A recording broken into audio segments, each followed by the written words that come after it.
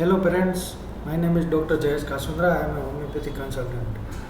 આજે આપણે વાત કરી રહ્યા છીએ કે જે અત્યારે વાતાવરણ છે ગરમીનું અને બહુ તાપ પડી રહ્યો છે, તો એમાં સ્વાભાવિક છે કે બાળકો ઠંડી વસ્તુ જમતા હોય, જેમ કે આઈસ્ક્રીમ છે, ગોલા છે, કુલ્ફી છે, પેપ્સી છે, જે ફ્રીજ રિલેટેડ આઈસ્ક્રીમ અને બરફમાંથી બને છે, તે ખાધા પછી ઘણા બાળકોને બીમારીની તકલીફ સહન કરવી પડે છે, જેમ કે શરદી ઉધરસ થઈ જાય, ફીવર આવે, બરાબર.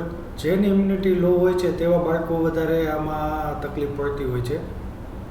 અત્યારે હાલમાં મારી પાસે ઘણા બધા બાળકો જેની ઇમ્યુનિટી થોડી લો હોય છે, એ લોકોને આ રીતે પ્રોબ્લેમ થતી હોય છે. અને એમાં મોસ્ટ ઓફ ઘણીવાર આપણે એલોપેથિક દવાનો સહારો લેવો પડે છે, જેમ કે એન્ટીબાયોટિક દેવી પડે ને 4-5 દિવસ સુધી લાંબુ ચાલે. પણ હોમિયોપેથીમાં એવી ઘણી સરસ દવા છે કે જેમાંથી તમારા બાળકને 1-2 દિવસમાં જ કમ્પ્લીટ રિલીફ મળી જતી હોય છે.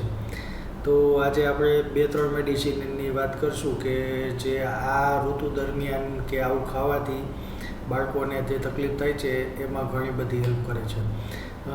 મારે રૂટીન પ્રેક્ટિસમાં આવા બાળકો આવતા હોય છે ને ઘણીવાર એ લોકોને 1 ડોઝ કે 2 ડોઝથી પણ ઘણી રિલીફ મળી જતી હોય છે અને પછી કોઈ દવાની જરૂર પડતી નથી.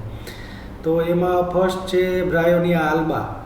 બ્રાયોનિયા આલ્બા હોમિયોપેથિક મેડિસિન બહુ મસ્ત ફન્ટાસ્ટિક રિઝલ્ટ છે. એમાં તમે 30 પોટેન્સીમાં અવેલેબલ હોય છે, જે તમે ઘરે પણ યુઝ કરી શકો છો. તેના સ્યોરિટી ઇન્ડિકેશન એવું છે કે બાળકને ઠંડી વસ્તુ ખાધા પછી ગળામાં બળતરા, શરદી, જુકામ, ઉધરસ, ખાંસી કે પછી ફીવર ચાલુ થાય તો તરત તમે આ દવાનું સ્ટાર્ટ કરી દો, 1 કે 2 ડોઝ આપો તો એમાં બાળકને ઘણી બધી રિલીફ મળી જતી હોય. ઘણા કેસમાં તો પછી રિપીટ કરવાની જરૂર પણ નથી પડતી. વધુ 3 દિવસ કોઈ પણ દવા રિપીટ કરવાની, એથી વધારે દવા રિપીટ કરવાની નહીં. અને કદાચ તમને કન્ફ્યુઝન થતું હોય કે કઈ દવા આપી, તો એના માટે નજીક હોમિયોપેથિક કોઈ કન્સલ્ટન્ટ હોય તો એની સલાહ લેવાની, પછી દવા આપો તો વધારે સારું. બાકી તમે સાથે પણ યુઝ કરી શકો છો. હોમિયોપેથિક દવાની કોઈ પણ સાઈડ ઇફેક્ટ નથી, એટલે એકદમ સેફ છે. બીજી દવા છે નાઇટ્રમ સલ્ફ. નાઇટ્રમ સલ્ફ મેડિસિનમાં સૂકી ખાંસી હોય, બાળકું કચકચ કરતું હોય, સુવાથી ખાંસી એવી જ આવે ને દિવસે એવી જ આવે. મોસ્ટ ઓફ સૂકી ખાંસી હોય, સાથે પાણી જેવી શરદી હોય અને ફીવર ચાલુ થાય એવી કન્ડિશન હોય, ગરમ રહેતું હોય અથવા ફીવર ચાલુ થઈ ગયું હોય, તો એવા કન્ડિશનમાં તમે નાઇટ્રમ સલ્ફ પણ મેડિસિન બહુ સારા રિઝલ્ટ આપે છે. 30 પોટેન્સીમાં સવાર સાંજ 2 ટીપા પાણીમાં, 1-2 ચમચી પાણીમાં 2 ટીપા નાખીને સવાર સાંજ આપી શકો છો. વધારે તીવ્રતા હોય તો 3 ટાઈમ પણ આપી શકો છો. એવી જ રીતે બીજી એક સરસ મેડિસિન છે જેનું નામ છે કાલિકાબ.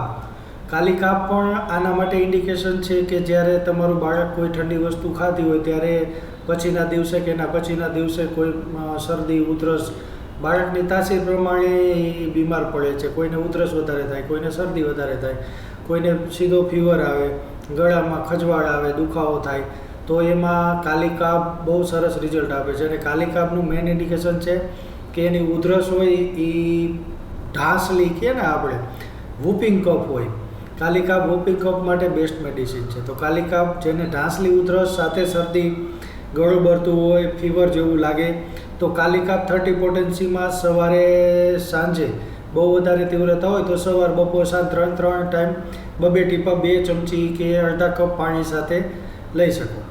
આ રીતે ઘણી બધી આવી બીમારી એવી છે કે જેમાંથી આપણે બાળકોને જે ન જરૂર હોય એવી એન્ટીબાયોટિક અને વધારે પડતી દવાથી આપણે બચાવી શકીએ.